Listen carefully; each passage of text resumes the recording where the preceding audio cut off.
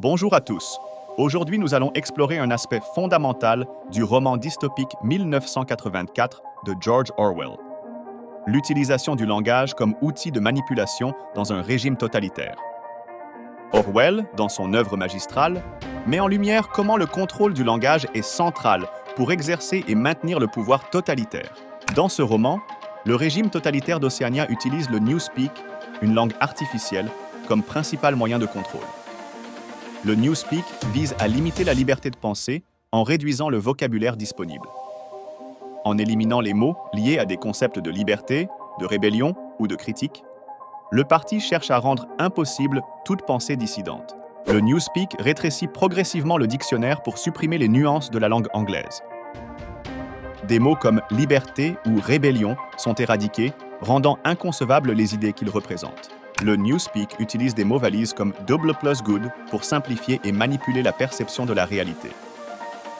En compressant les mots et les idées, le parti simplifie la pensée et la rend plus influençable.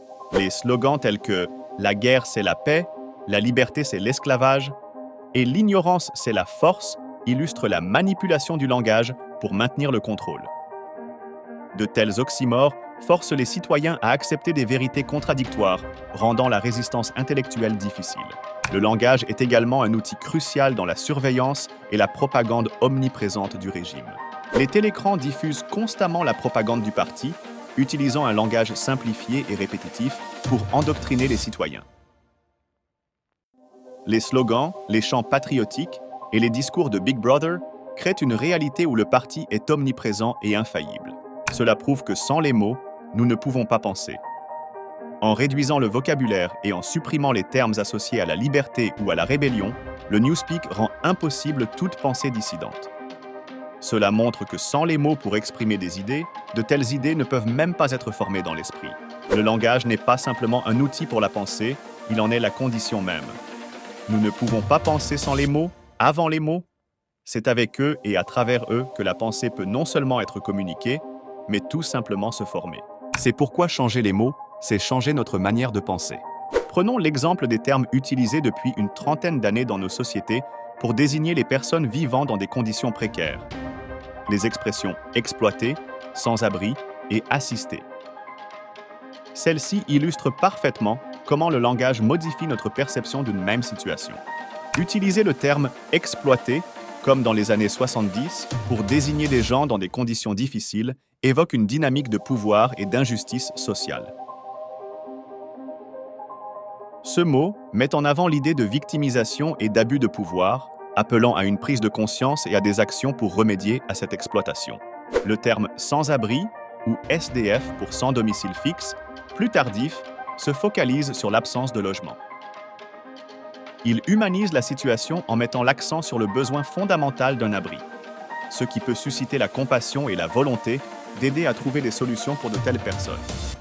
L'expression « assister », depuis peu, porte une connotation négative, suggérant que les personnes concernées sont des parasites ou des profiteurs. Ce terme véhicule l'idée qu'elles dépendent des aides sociales sans chercher à améliorer leur situation, ce qui peut entraîner des jugements moraux et une stigmatisation, influençant négativement la perception publique et la volonté d'apporter une aide constructive. De tels termes ne se contentent donc pas de décrire une situation, ils la façonnent et influencent la manière dont la société perçoit et réagit face à ces réalités.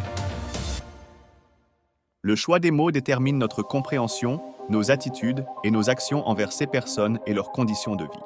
Orwell illustre enfin comment le langage peut être utilisé pour manipuler la perception du passé, du présent et de l'avenir.